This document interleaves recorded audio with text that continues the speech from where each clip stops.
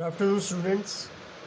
French revolution के बारे में हम लोग बात कर रहे थे और मैंने आपको बताया था कि फ्रांस की क्रांति के बहुत से राजनीतिक, सामाजिक, धार्मिक, आर्थिक कारण थे और हमने राजनीतिक कारण पढ़ लिए थे, हम सामाजिक कारण पढ़ रहे थे अब।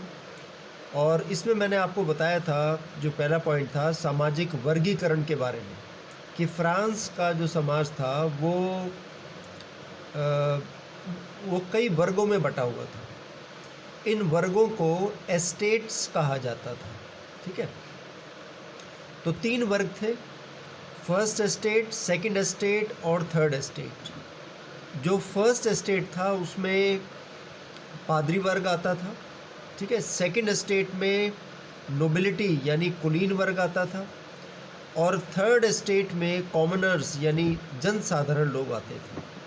अब हम एक एक करके सभी वर्गों के बारे में पढ़ेंगे और ये जानेंगे कि इनकी क्या क्या विशेषता थी।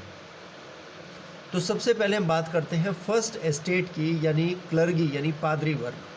तो जैसे कि आप जानते हैं कि जो पादरी वर्ग होता है वो चर्च से संबंधित होता है और यूरोप में चर्च का बहुत बड़ा स्थान था मनुष्य के जीवन में। मनुष्य के जन्म से लेके मृत्यु तक सारे जो कार्य होते थे वो चर्च द्वारा ही निर्धारित हुआ करते थे। तो चर्च के जो धर्माध्यक्ष होते थे उनको पादरी कहा जाता था। अब देखिए, ये पादरी भी एक किस्म के नहीं थे। मतलब आप ये ना सोचें कि जो वर्ग मैंने बता दिए ये अपने आप में एक ही वर्ग है, मतलब इनमें कोई अंतर नहीं है।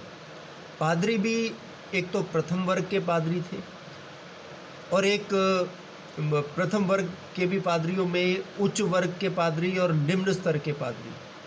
ठीक है, तो आप ये देखिए, ये जो पूरा पादरी वर्ग था इनकी संख्या फ्रांस में 1,30,000 थी। ठीक है, और देश की पूरी भूमि का 22% जो भाग था वो इन लोगों के अधीन था। मैंने आपको बताया कि चर्च के पास बहुत ज़्यादा भूमि होती थी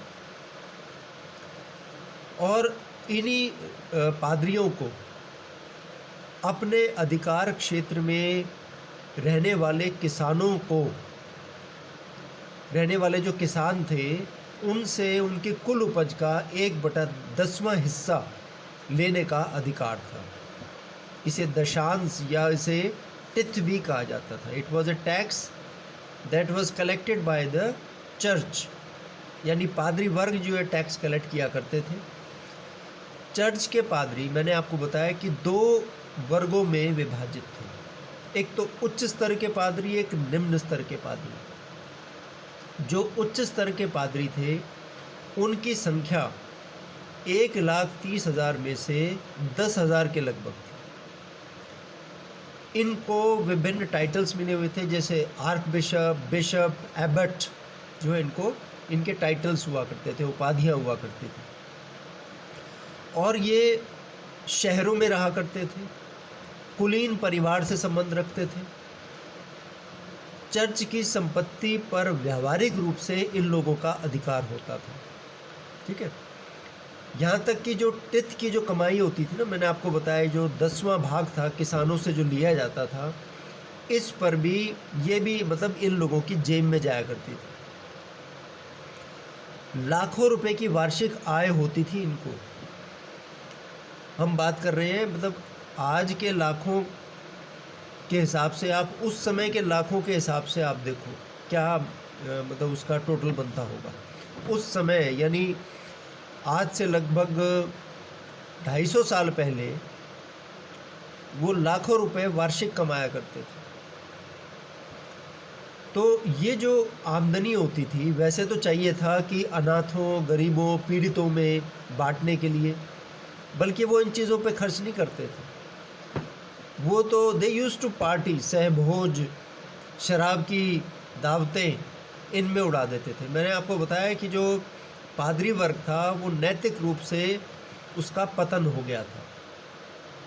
इनमें से बहुत से पादरी ऐसे होते थे जो कि राज दरबार में मौज मस्ती किया करते थे और राज दरबार के जो अंदरूनी षड्यंत्र हुआ करते थे उसमें भाग लिया करते थे। यानी कुल मिला के ये उच्च स्तर के जो पादरी थे इनका धर्म से कोई लेना देना नहीं था। ये तो भोग विलासी जीवन व्यतीत किया करते थे। बल्कि एक सम्राट ने तो ये भी कह दिया था कि हमें पेरिस में कम से कम एक ऐसा बिशप नियुक्त करना चाहिए जो कि ईश्वर के अस्तित्व में विश्वास करता हो। अब देखिए हम बात कर रहे हैं पादरी की, तो ये अपेक्षित है पादरी से कि वो ईश्वर में तो विश्वास रखता हो। तो ये सम्राट कह रहा है लुई 16वां कि हमें कम से कम पेरिस में तो एक ऐसा, यानी राजधानी में तो एक ऐसा पादरी नियुक्त करना चाहिए, बिशप नियुक्त करना चाहिए जो कि ईश्वर में आस्था रखता हो, वरना तो बुरा हाल है, कोई ईश्वर में आस्था नहीं रखता। इसके बाद हम बात करते हैं निम्न स्तर के पादरियों की। तो देखिए चर्च का जो वास्तविक कार्य होता था उसका निष्पादन ये निम्न स्तर के पादरी या पुरोहित किया करते थे। इनकी जनसंख्या 1,20,000 के लगभग थी। मैंने आपको बताया 1,30,000 वर द टोटल जो क्लर्गी था, उसमें से 10,000 उच्च स्तर के पादरी थे और 1,20,000 निम्न स्तर के पादरी थे। ये पादरी ज़्यादातर देहात या गांव में रहा करते थे, ठीक है। और जितने भी धार्मिक विधि विधान होते थे, कर्म कांड होते थे, उनका निष्पादन यही करवाया करते थे। बच्चों को पढ़ाना ये भी उनका कार्य होता था। इसके बदले में उन्हें नाम मात्र का वेतन मिलता था। अब आप देखो, हमने तो एक वर्ग बताया, पादरी वर्ग, शुरू में बताया कि भाई फर्स्ट स्टेट में ये आते हैं पादरी वर्ग, लेकिन आप ये देखो इसके अंदर भी डिवीज़न है, इंटरनल डिवीज़न, ठीक है ना। तो आपको इस बात का ध्यान रखना है कि कोई एक वर्ग, इसका मतलब ये नहीं है कि वो एक जैसा ही है, उसके भी अंदर कंट्राडिक्शंस है, विरोधाभास है उसके अंदर भी। तो जो निम्न स्तर के पादरी हैं उनको बहुत ही कम तनख्वाह मिला करती थी। ये लोग जनसाधारण की तरह भोजन खाते थे, मैले कुचैले वस्त्र धारण किया करते थे। मतलब कुल मिला के इनका जीवन जो है गरीबी का होता था, मुफलिसी में जिया करते थे ज़्यादातर। और ये जो उच्च स्तर के पादरी थे उनसे घृणा किया करते थे। नेचुरली आप ये देखो कि दोनों पादरी वर्ग से हैं, एक इतना गरीब है और एक इतना अमीर है, तो दोनों एक दूसरे से घृणा किया करते थे। और जो जनसाधारण वर्ग था वो निम्न स्तर के पादरियों से काफ़ी सहानुभूति रखते थे, क्योंकि वो देखते थे कि यही लोग हैं जो कि धर्म के कार्य को कर रहे हैं, बाकी तो बस मौज मस्ती कर रहे हैं। और जब फ्रांसीसी क्रांति हुई तो फ्रांसीसी क्रांति में इन निम्न स्तर के पादरियों ने जनसाधारण का साथ दिया था, राजा का साथ नहीं दिया था, ठीक है। तो ये तो बात होगी हमने फर्स्ट स्टेट की करी, यानी जो पादरी वर्ग। इसके बाद हम बात करते हैं कुलीन वर्ग की, ठीक है। तो जो दूसरा वर्ग था 1789 की क्रांति के समय, वो कुलीन वर्ग था। इनकी संख्या लगभग 4 लाख थी और फ्रांस की कुल जनसंख्या के वो लगभग 2% थे। अच्छा, इसमें भी जो है ना 2 प्रकार के कुलीन थे। जैसे 2 प्रकार के पादरी थे, ऐसे ही 2 प्रकार के कुलीन। एक तो तलवार के कुलीन और एक वस्त्रों के कुलीन, यानी nobility of the sword, sword यानी तलवार, एंड नोबिलिटी ऑफ द रोब, रोब का मतलब है वस्त्र। 2 तरह के कुलीन। अब ये जो तलवार के कुलीन थे ये वास्तव में प्राचीन कुलीन थे, ये उच्च कुल से संबंधित थे। जितने भी फ्रांस के जो ऊंचे पद होते थे उन पर इनकी नियुक्ति की जाती थी और ये विशेषाधिकार युक्त वर्ग होता था।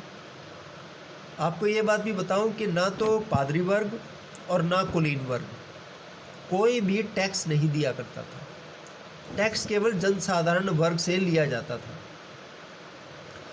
जो प्राचीन कुलीन थे यानी तलवार के कुलीन, वो विभिन्न प्रकार की उपाधियां धारण करते थे, जैसे ड्यूक, मार्केस, काउंट, विस्काउंट, ये उनकी उपाधियां होती थी। जैसे मैंने आपको बताया कि पादरियों की उपाधि हुआ करती थी ना, जैसे आर्क बिशप, बिशप, एबट।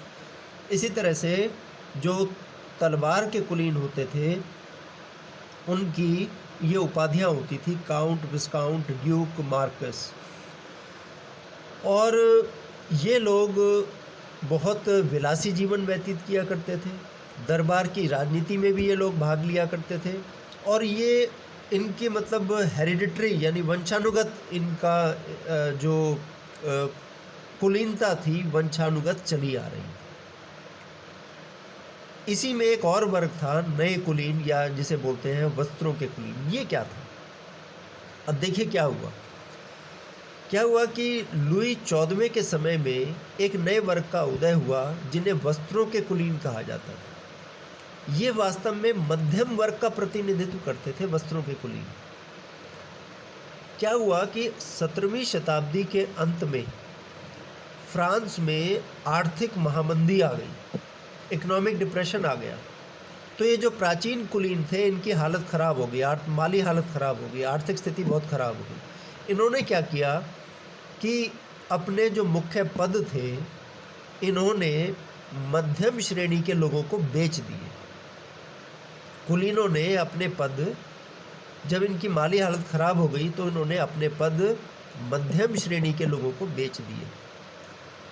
मध्यम श्रेणी के लोगों ने भूमि खरीद ली और धीरे धीरे पैतृक रूप से ये कुलीन बन गए। तो वस्त्र, जो अलग अलग तरह के वस्त्र धारण किया करते थे उस समय फ्रांस के लोग, पादरी वर्ग के अपने वस्त्र होते थे, कुलीन वर्ग के अपने वस्त्र होते थे। तो ये जो नए कुलीन बने, मध्यम वर्ग से जो है ऊपर आ गए ये, तो नए कुलीनों को वस्त्रों के कुलीन कहा जाने लगा। द नोबिलिटी ऑफ द रोब, ROBE, रोब मतलब वस्त्र। अब आप देखिए कि जब ये जो वस्त्रों के कुलीन थे ये पढ़े लिखे उच्च कोटि के विद्वान थे, क्योंकि मध्यम वर्ग से थे, और पेरिस की पार्लियामेंट में ये नियुक्त होते थे। और आप ये देखिए कि लुई 15वें और लुई 16वें के समय में इनकी स्थिति काफ़ी सुदृढ़ हो गई थी, और यही वो वर्ग था जिसने एस्टेट्स जनरल बनाने का अधिवेशन बुलाने का एक सुझाव दिया था।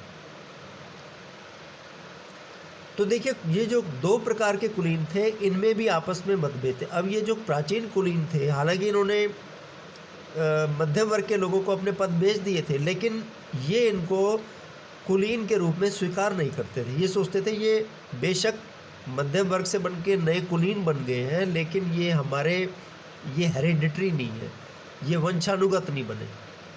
तो वो उनके प्रति हीन भावना रखते थे।